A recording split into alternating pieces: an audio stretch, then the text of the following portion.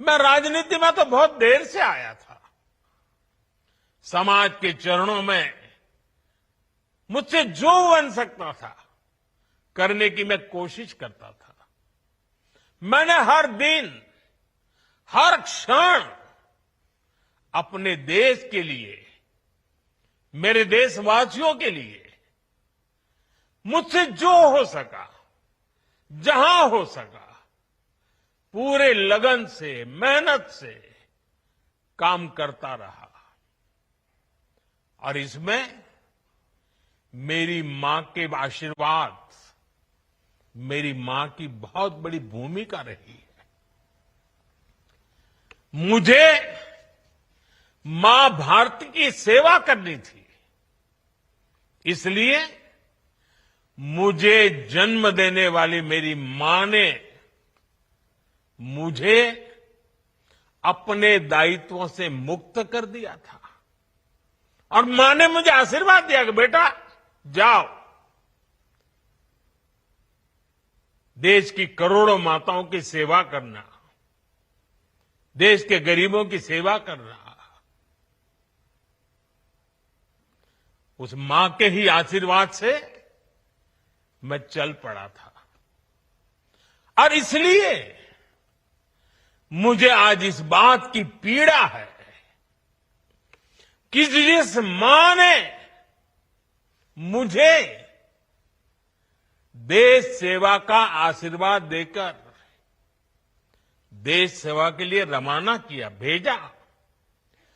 हर मां चाहती है कि उसका बेटा उसकी सेवा करे। हर मां चाहती है कि बेटा बड़ा हो, मां के लिए कुछ न कुछ करता रहे। लेकिन मेरी मां ने खुद के लिए नहीं, आप जैसी करोड़ों माताओं की मैं सेवा कर सकूं, इसलिए खुद से अलग करके मुझे जाने की इजाजत दी। आप सब जानते हैं, अब मेरी मां का शरीर तो इस दुनिया में नहीं है। कुछ समय पहले 100 साल की उम्र पूरी करके वो हम सबको छोड़ के चली गई। मेरी उस मां को, जिसका राजनीति से कोई लेना देना नहीं, जिसका शरीर भी अब नहीं है, मेरी उस मां को आरजेडी कांग्रेस के मंच से भद्दी भद्दी गालियां दी गई। माताएं बहनें, मैं देख रहा हूं आपके चेहरे, आपको भी कितना दर्द हुआ होगा। मैं देख रहा हूं कुछ माताओं के आंख में आंसू मुझे नजर आ रहे हैं। ये बहुत ही दुख देने वाला है, कष्ट देने वाला है, पीड़ा देने वाला है। क्या गुनाह उस मां का, क्या गुनाह जैसे भद्दी गालियां सुना दी जाए।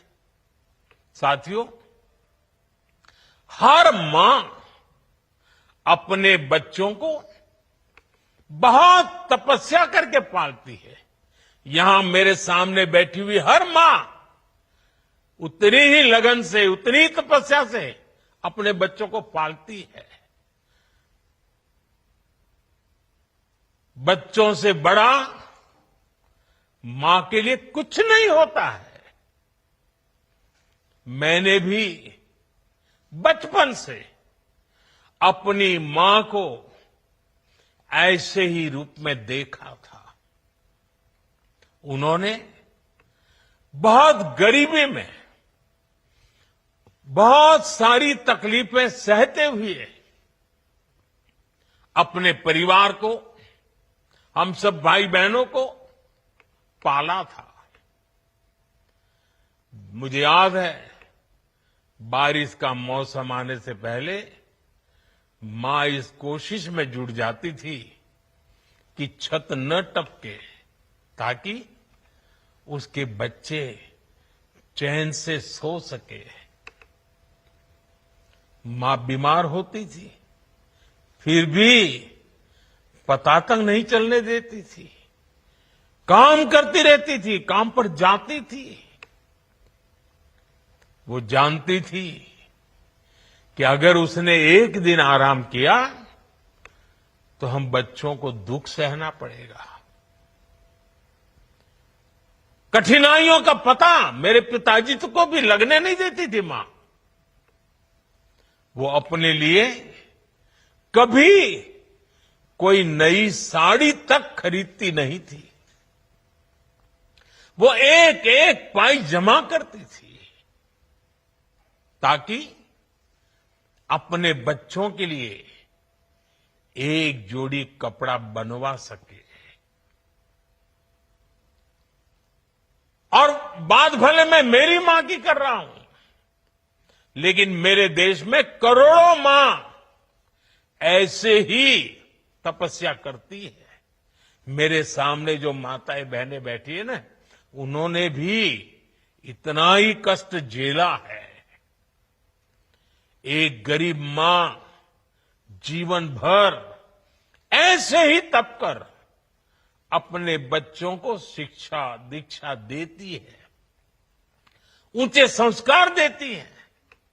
इसलिए मां का स्थान देवी देवताओं से भी ऊपर माना जाता है।